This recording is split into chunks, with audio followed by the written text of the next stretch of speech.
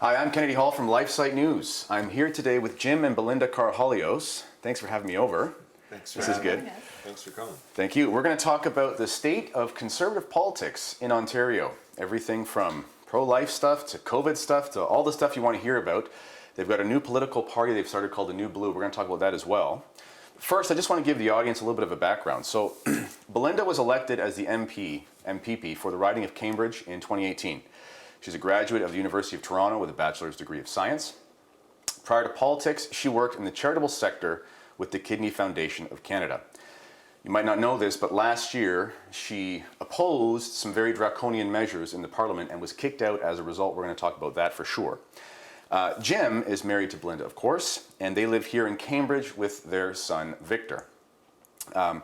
Jim's career, he has led a successful turnaround of small businesses. He's a lawyer. There's a lot of stuff that he's done. He's quite an interesting guy. One of the things that's very notable that he did, in 2017, he started the Axe the Carbon Tax campaign. That changed the political narrative in Canada. That was all over the news here if you were paying attention.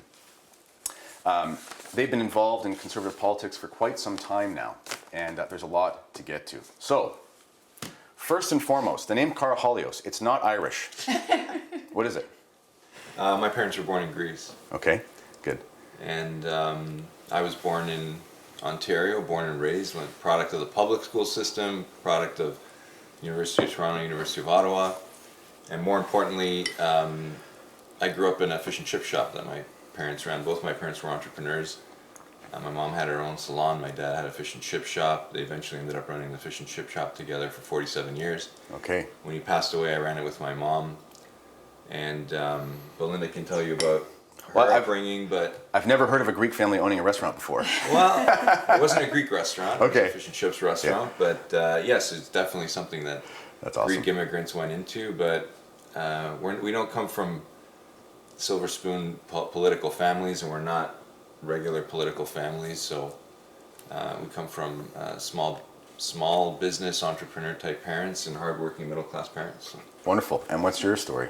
So my mother's an immigrant from Portugal, okay. And my dad came from the island of Trinidad. They met here. I have two brothers, all born here in Ontario.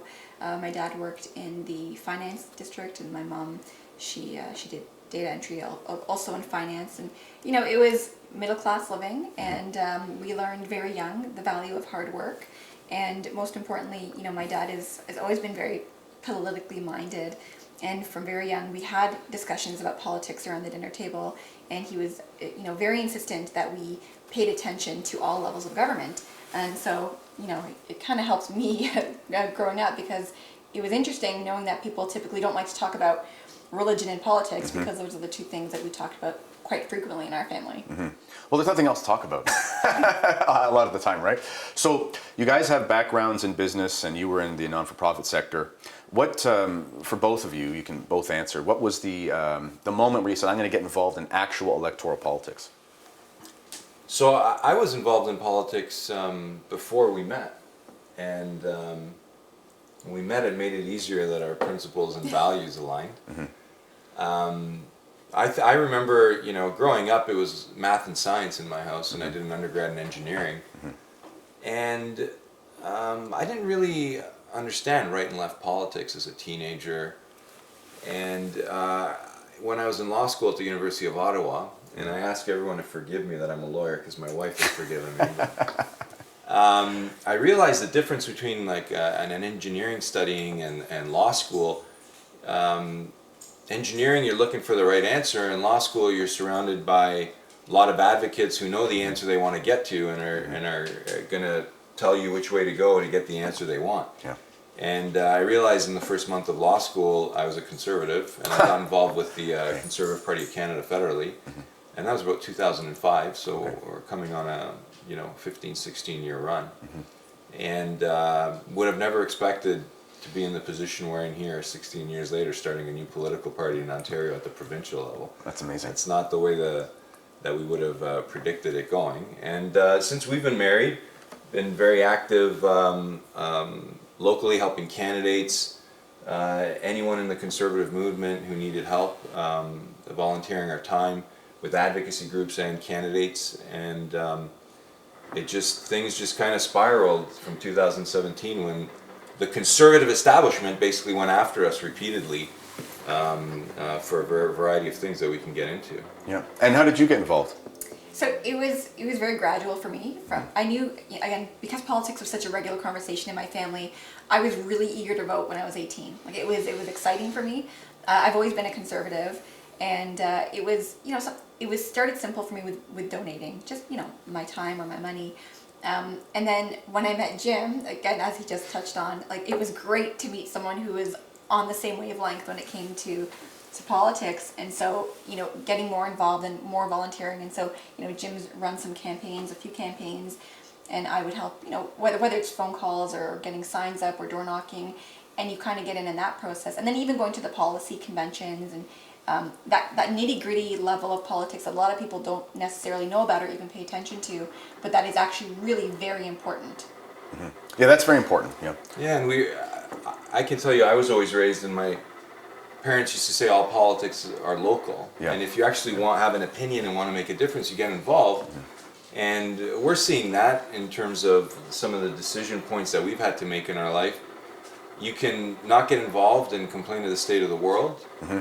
And if you don't like something, though, you can try to make a difference locally and build a community. Yeah. And that's what we're hoping for with the New Blue Party of Ontario. Yeah. And so you get these forks in the road, yeah, and you got to pick which way to go. And we're still in it and trying to influence and make change and connect people with similar values and principles. That's wonderful. And I know that both of you are faithful Christians, so that definitely illuminates a lot of the stuff that you do, which is great because we're all about that here.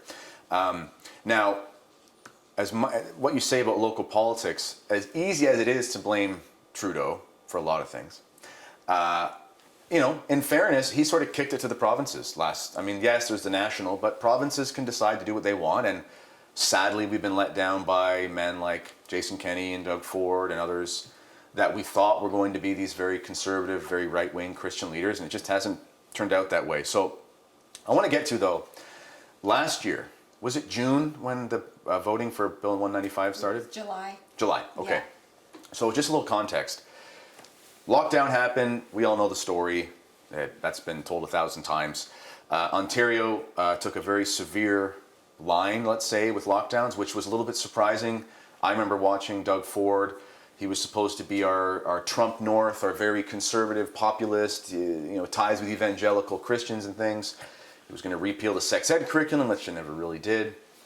And so when it first started, we were all thinking, okay, yes, we're not sure what this is. The Chinese government's trying to kill us all. Who knows what's happening? Sure, we'll lock down. But then it kept continuing. And after a couple months, a lot of us were thinking, they're trying to extend these powers basically indefinitely. And there came a vote for Bill 195, which is essentially the Reopening of Ontario Act, which is, if you know your history, look up something called the Enabling Act. You just allow the government to have these powers that last forever, and you can do whatever you want. And you took a stand. So you were the only one in the Conservative Party that took that stand. That's correct. I want you to just comment on about 2 or 3 things here. What made you see what was coming? How'd you actually see that? Because I imagine that's partly why you took the stand. Also, what was the atmosphere like leading up to that, and what it's been like for you since? So I was the parliamentary assistant to the Solicitor General at the time, okay, and that was the bill that she tabled. So I was she had 2 PAs, Christine Hogarth is the other one, and we were provided with a briefing prior to the bill being tabled. Okay. And so what that means is we were presented the bill with ministry staff, and they walked us through it. And it was a very quick experience. Here are all the highlights, and it was very upbeat and positive, which is great. But I like to read things, and I like to comb through things. So I wanted a copy of the bill. Pardon me. I got a copy, and it's not a very long bill, but it was very clear to me because it said that basically the long and short of it is that the government, Doug Ford or one of his ministers, could make decisions that impact the entire province without any debate, without any vote in the Ontario legislature. And I read that, and I remember calling Jim. You remember that? I called him, and I was like, Sylvia Jones is tabling this bill, and it doesn't seem right. Maybe I'm reading it wrong, right? Because it was just that outrageous, Kennedy. It was that outrageous. I was like, there's no way that, this conservative government would table something like this. So I get a second set of eyes, get Jim to look at it. And he's saying, no, that's right. That's what this bill says. So immediately I'm on the phone and I'm talking to PC colleagues, talk to the Solicitor General, talk to staff, talk to Premier's office. They wouldn't let me even speak to the Premier about this because I'm trying to say, like, let's pump the brakes here. Like, you can't say that you're going to end the state of emergency in one breath and then in the same breath say, but we're going to keep all of our emergency powers. We're going to end it, but it's going to continue. But it's going to continue, right. And it didn't make sense. And I remember saying that, if the NDP or the Liberals were government at the time, at this point, and tabled a bill like this, the PC party would have been pulling out their hair, gnashing their teeth. But the response I got was, just trust us. Just trust it. Like, it was just so incredible. So, leading up to that vote, I was nervous because, there is this bully mentality in the PC party. And it was like, even though we all campaigned on free votes, that wasn't a thing. Yeah. There are no free votes in the PC party. And that was very disappointing and very hard to deal with. But, leading up to that day on July 21st, when we had the vote, and the bells were ringing for half an hour because new COVID protocols, and I'm thinking, okay, like, I've made myself clear, I cannot vote in favor of this. Like, I couldn't do it. Now, I think I know why, but why did you vote against it? Was it because of the government overreach, or was it because you didn't think that they were necessary anymore from your own research? I mean, what was the main thing why you said, I just can't do this? It's government overreach. Yeah. It's absolutely government overreach. It's draconian the way this bill has been drafted and implemented, and there's no, you cannot put a positive spin on this. No. You just can't. You're telling, and like all of the decisions that have been made since the Reopening Ontario Act, or the Lockdown Act as we like to call it, has been implemented. Like 2 more lockdowns we've had the vaccine mandates, we've had like the capacity limits, like all of these changes that we see, and they get put in like kind of overnight.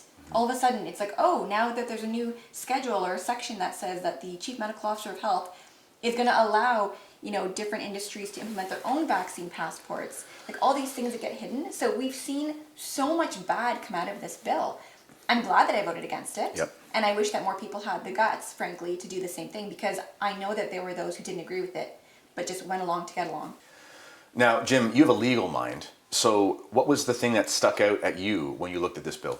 So I think a couple of the things that I just want to let you know, that you asked Belinda why did she vote against it, and I remember she was calling me at the time and asking me my opinion, and she said to me, it's my job to vote on these bills and debate on these bills. And it was unfortunate to see some commentators say she could have skipped the vote. Yeah. She could have,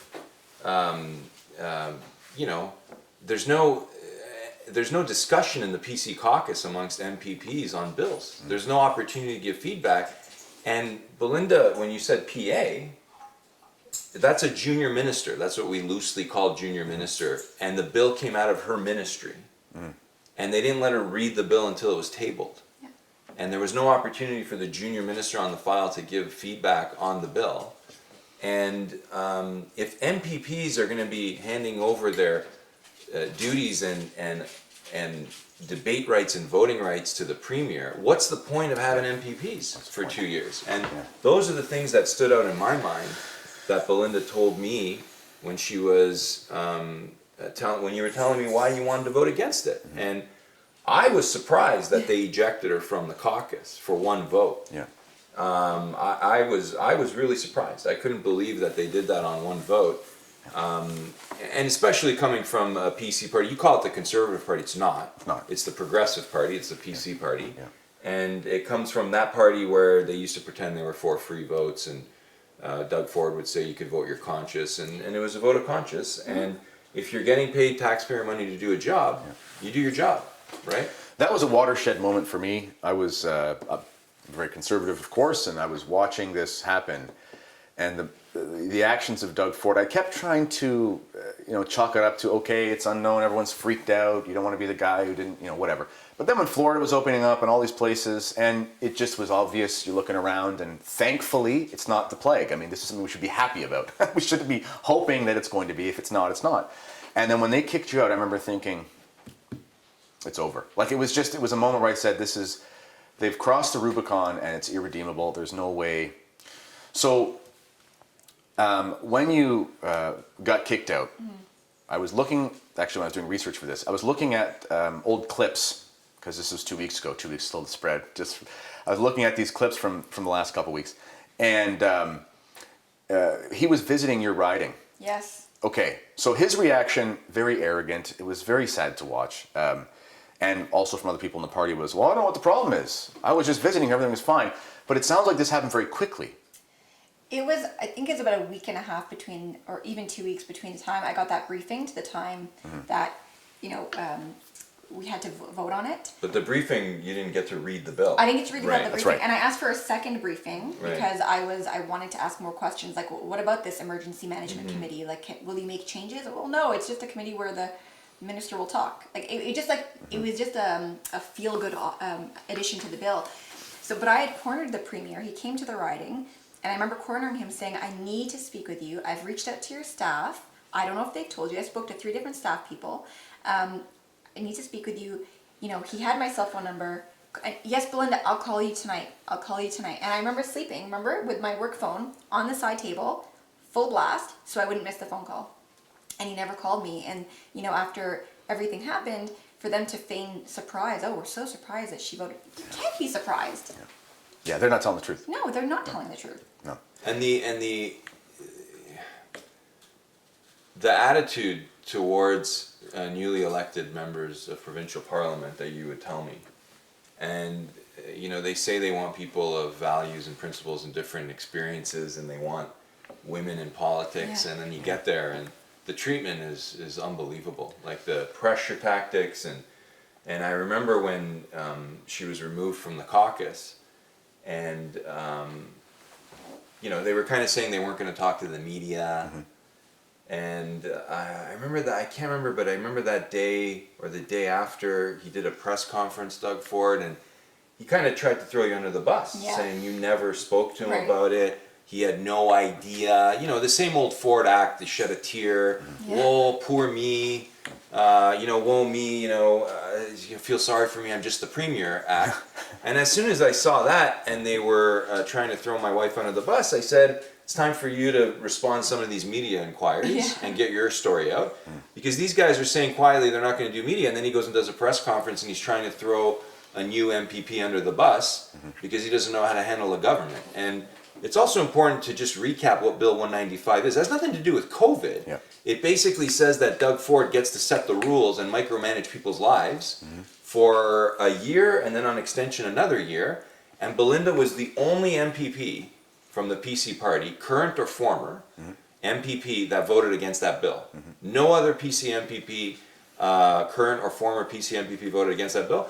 And there's no other politician in Canada, as far as I know, maybe you can correct me, that got kicked out of her party for voting against a lockdown bill. I don't think so. I think she's the only one. Roman Baber got ejected from the PC caucus for writing a letter, but he had initially voted in favor of that bill. Yes, And others across Canada never voted against legislation that got them removed from the PC caucus, and voting is their job, so it's quite stunning. And even Rick Nichols, he was kicked out for not disclosing the medical information. Well, he said he didn't take it, but either way, that was not a vote. And if there's any MPPs watching LifeSite, and you're a fan, thank you. We'll forgive you if you vote the right way. I mean, listen, Roman Baber, he came out last year, was it September, October, or was it in January? I can't remember. It was January this year. That's it. And he came out and said the right things. And it's like, okay, dude, you did your research, I'm happy you did that. And now you're saying the right things, and now you're doing good things. Thank you. I mean, we just want our elected representatives to do the right thing for us. So one of the things, though, before this whole thing started, the left would always say Doug Ford is a bully and all this kind of stuff. And we're thinking to ourselves, yes, that's what the left will always say about a conservative, just because they don't like us, and that's fine. Sadly, it's turned out that it's a very dysfunctional environment. Randy Hillier, when he left in, I think, 2019, he was saying these things, and everyone said, oh, it's sour grapes, he doesn't know what he's talking about. It looks like, sadly, the left was correct about the nature of the very bullish nature. Can you comment on that? He's absolutely a bully. Yeah. You cannot have a differing opinion. He basically wants a bunch of bobbleheads nodding, good job, Premier. He wants yes men. That's what he wants. Differing opinions are not welcome. And, at the end of the day, as I've said many times before, we're public servants. Members of provincial parliament are public servants. The premier is a public servant. I and none of the MPPs are there to serve him. We are there to serve our constituents and the people of Ontario. But that's not how it works for the PC party. You're there to serve the leader, and that's wrong. That's not the way it works. Yeah. And Randy Hillier was removed in 2018. 2018. He had a personality clash with Ford's chief of staff. It's unfortunate it wasn't over like a policy, but it's the problem with the PC party is beyond Doug Ford. So we can go down, okay, he acts like a bully sometimes. He, wants everyone to feel sorry for him because he's just this powerless premier who doesn't have any say in what's going on. Poor guy.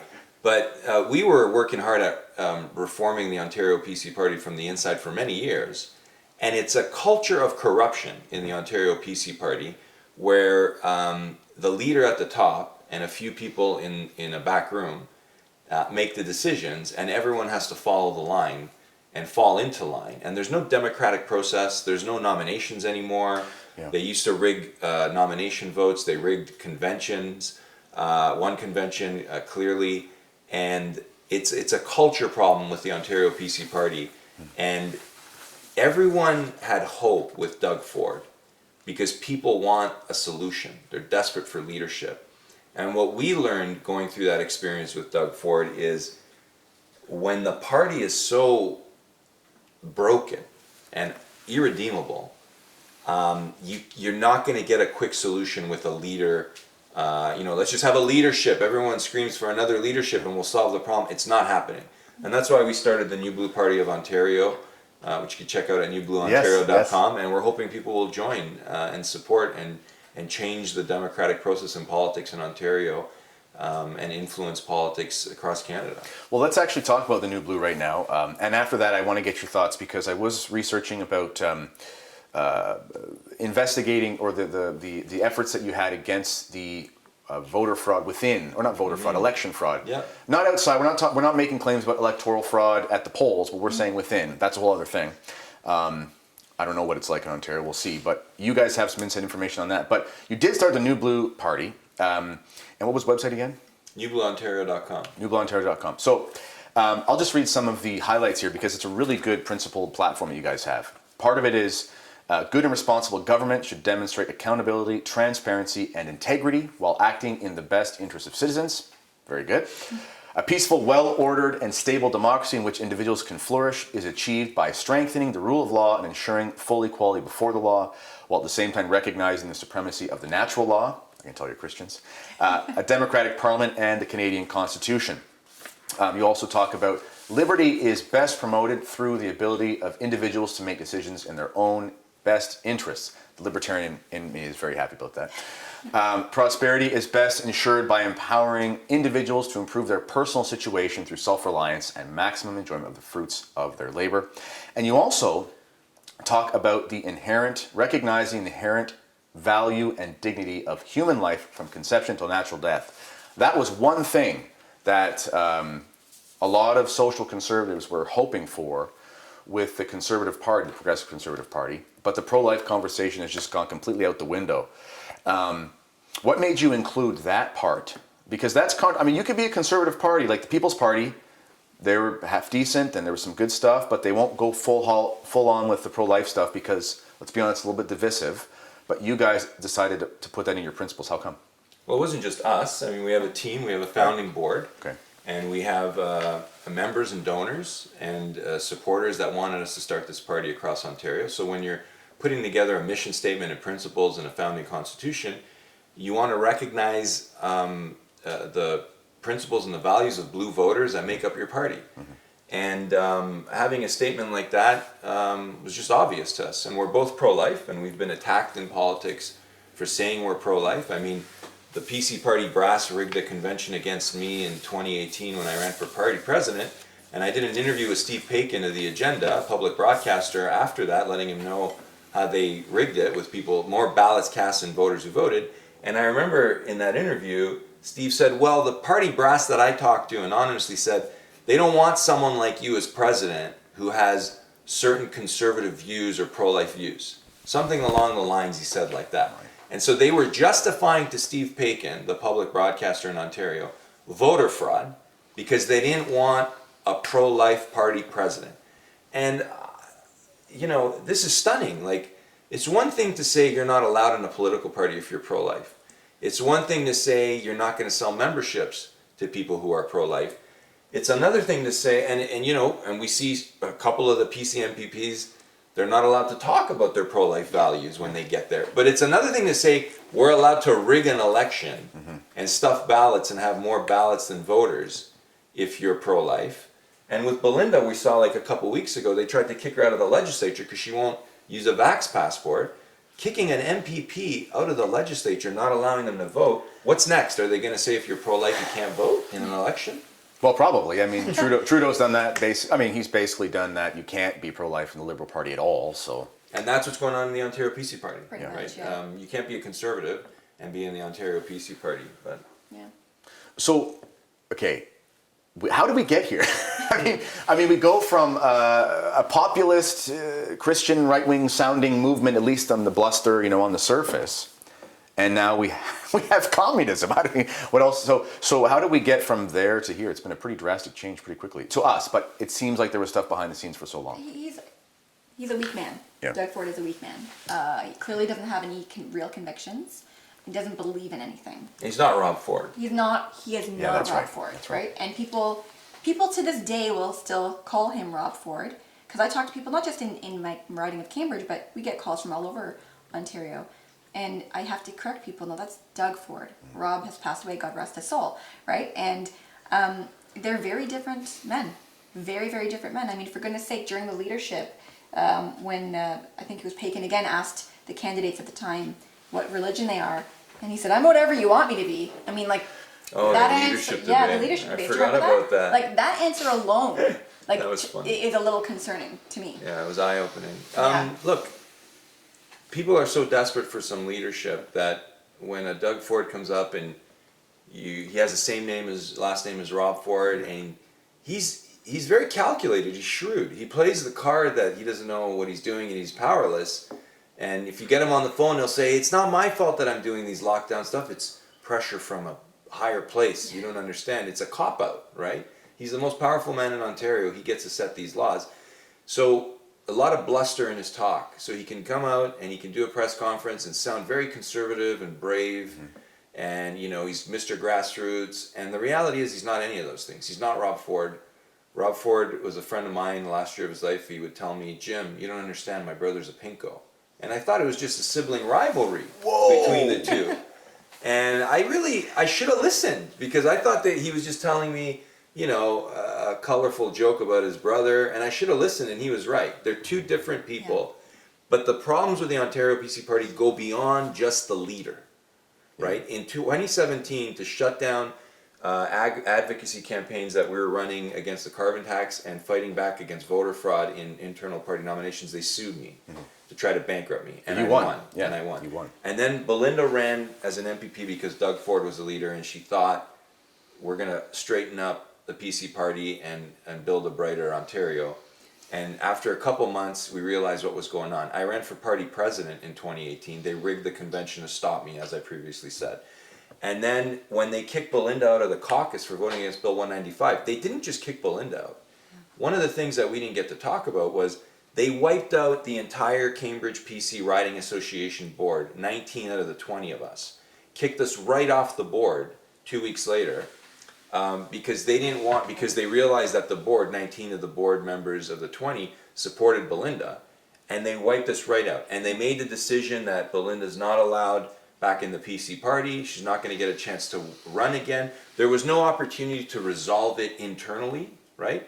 And it was shocking and eye-opening to us because Randy Hillier, for example, who got kicked out of caucus, he was allowed to stay on his PC Riding Association for 3 years and stayed on very good terms with a lot of the people on the PC side. And if you look at him and Roman Baber's riding, they haven't even appointed a PC candidate to run against Roman and Randy if they decide to run again. But Belinda, they found a candidate quickly to split the vote, and very worried that Belinda's going to win again. And so it's deep-rooted in the Ontario PC Party. They resent conservatives and they resent conservative values. and people fall for the bluster and a quick headline that Doug Ford's really crafty at doing. But behind the scenes, the brass resent conservatives and conservative values, and they're an establishment, leftist, corrupt party like the Liberals and the NDP. So at some point, you'll tell me how you truly feel about it. Yeah, well, I just told you it. Wow, that's We're having a cup of coffee, right? Just the three of us. So that statement about Rob Ford, though. Like, what a tragic story with him. He was such a wonderful mayor, Yeah. a great conservative, courage, and never backed down when he was attacked by the media. And they attacked him continuously. Obviously, he had personal demons. Got ridiculed for that when supposedly in this society we're supposed to feel compassion and empathy towards people, but not if you're a conservative, right? Yeah. And Doug is not self-made. He got where he is in politics because of his brother. Two different people. Yeah. So the New Blue Party, our next election is going to happen next summer, correct? June 2nd, 2022. Okay. And what's the outlook right now for the party? You have other people ready to run other places, or what's going on? We've been building. So after Jim was sick for some of last year and a lot of this year. I had a tumor osteosarcoma, the same thing Terry Fox had, but Okay. very fortunate. Real science. Yes. Was able to spare my leg, and I had reconstructive leg surgery, 6 rounds of chemo. So it slowed us for a bit in building the New Blue Party. But we have a dedicated founding board, 8 others along with us, and thousands of supporters and members across the province, and they were keeping things going. And Belinda didn't skip a beat, going to Queen's Park while I was doing my treatments and recovering. And now we're full steam ahead. Yes. We're almost done registering riding associations in every riding across Ontario. And within the next, I think by November we'll have the candidate application ready for people to apply to be candidates. And we're putting together the platform that fit with the mission statement and the principles that you found. And hopefully people will join the party. And membership in the New Blue Party is more than just getting annoying fundraising calls. We want to build a grassroots party based on blue values and blue principles, where when you're a member you can contribute, you can influence and have your voice heard on policy, you can run as a candidate, you can help select the candidate in your local riding, and that's what we're doing. And Belinda's got every day people reaching out saying, I think I might want to run. Yeah, I'm not incredible. I've not been a political junkie, but I think I want to run. So Yeah, it's really amazing to be honest. And the membership portal is open. I don't know if you mentioned that. Yes, The membership yes. portal is open, Thanks so you can for- absolutely buy a membership. newblueontario.com. But yeah, we've had people again from all over the province saying, I've ignored politics for so long, but what's been happening today and over the last 19 months has made me realize that it's important to get involved. And that's, if you want to try to find a silver lining, I would say that definitely is one, because it's important for people to pay attention and to get involved. So we keep encouraging people to do that, and whether that's reaching out to your MPP or joining New Blue and running or volunteering or whatever the case, it's a good thing. So after Belinda and the riding association was kicked out, we took some time, and I asked Belinda, we've had enough politics for 2 lifetimes. Are we done with this? And when Belinda made the decision she wanted to run again, and we had supporters from across Ontario saying, we need another option. And I can't vote for you if you just run in Cambridge. You need to build something else. And that's when we started talking to our team and supporters and saying, we need to build another political party. And it's very hard to come up with a name of a political party, because the laws in Ontario are you can't use the name of any other provincial or federal party across the country. So it can't have the word conservative in it, can't have the word libertarian in it, can't have the word Christian in it, right? Right. And so when you really think about it, it's really hard to come Yeah. up with a name. And Belinda was doing some research, and the original Progressive Conservative Party of Canada was a merger of a blue party and a liberal, I think it was called Liberal Democracy or Liberal Democrats or something like that. Something like that. And Belinda said, there was a blue party before, we should call it New Blue. Yeah. And so there's a little history there. It's That's not good. that blue party, but it's a New Blue party. Party. And I think the takeaway is that people that haven't been following the details of the Ontario PC Party, I don't blame them, is they say, why can't you work within the existing party? And we tried up and down for Yeah. 5 years. It came at great personal expense, being sued, being thrown out of elections, thrown out of caucus, thrown out of the party, having conventions rigged against us. And at some point, you got a choice. And it's either you get out of politics, or if you want to continue to make change and give an option to your supporters, you have to start something new. That was the choice we had, and we decided to build something new. That's wonderful. And for our viewers that are not in Canada, blue is conservative here. In America, red. But I think there was a switcheroo in the States that the communists tried to paint the conservatives as red. That's a whole other thing. So blue is the old school Commonwealth conservative color. So just before we let you go here, next steps are the election is coming up sometime in the next, well, wow, less than 12 months. Yeah. Times fly. These 2 weeks have gone by so fast.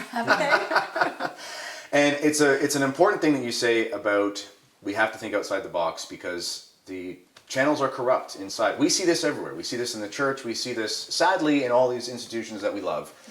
Yeah. And, it's time, I think, for Canadians to really get involved at the local level because if we think we're going to have any effect nationally, I mean, Aaron O'Toole, who's openly pro-choice, he's not conservative in any way. I mean, maybe he's better at math than Trudeau, but most people are probably better at math than Trudeau. So, I mean, that's about it, but there's nothing there. So for us who are socially conservative, we want to protect the unborn, we want to have the freedom to go to church the way that we should, and all those sorts of things. This sounds like this is the place to be. So, once again, tell us the website.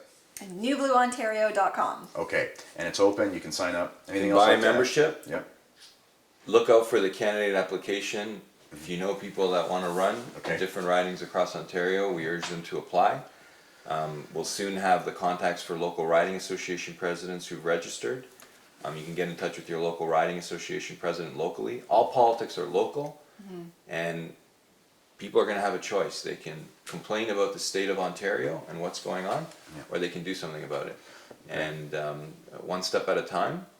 We've had victories. Belinda just had a victory yesterday, stopping Bill 12 and getting the PCs to show a little bit of courage and shoot down a bill that was going to make it into law that you had to use a vaccine passport and be vaccinated to keep your job in healthcare and education. And when you're at the 10-yard line, there's no Hail Marys. We just got to move the ball forward. That's right. And that's what we're doing. So. Yeah, and I'd be remiss, though, if I didn't ask you one more thing. We're giving you a very favorable view here at LifeSite. Yeah, thank you. But the media doesn't always do that with you guys for some reason. No, they like to ignore us entirely, to be quite honest. Yeah. Which is not surprising. They don't want to give us any attention because we're telling the truth and we're not letting them control the narrative. Which is, they're looking at things with a leftist view and the cancel culture mentality that they have. And they're used to talking to their buddies running the PC party, the NDP, the Liberals, right? So when you've got this huge operation of those three parties, and those three parties operate on taxpayer funding. The Ontario PCs just gave themselves $5.9 million a year, and the New Blue Party just relies on grassroots donations. So the Liberals, the NDP, the PCs, and even they changed the law to allow Roman Baber and Randy Hillier to get taxpayer subsidies in their riding association, but they specifically excluded from that law the New Blue Party on purpose. So when you have that kind of funding and you have an army of people dealing with the media and cozying up to the media, you get coverage. But the New Blue Party, they don't even cover us, Kennedy. They don't even want to talk about us. Yesterday, Belinda led the charge against that bill, and there's not an article out there. And but we did one about LifeSite. Well, thank you. Thank you so much. But they're going to be forced to cover us. Yeah. Just like in the past when we've run grassroots campaigns, they didn't want to cover Axe the Carbon Tax until it was too late. And they didn't want to cover us in different campaigns that we've done. And if we get a candidate in every riding and we finish registering all the riding associations, come election time, they're going to be forced to cover us. And we know it's going to be negative, but we're ready. We've been through worse, and we know when you're running on blue values, you're not going to get flowery articles, and it's not all going to be roses, but we're prepared. Wonderful. Well, this is great, guys. There's so much more we could talk about, but I think we covered everything we wanted to cover today. Hope this was eye-opening, something hopeful about good, conservative, pro-life, Christian-minded politics here in the province of Ontario, something very rare nowadays. Until next time, guys, I'm Kennedy Hall, and this is LifeSite News. Thanks. Thank you. Thank you. Thank you so much.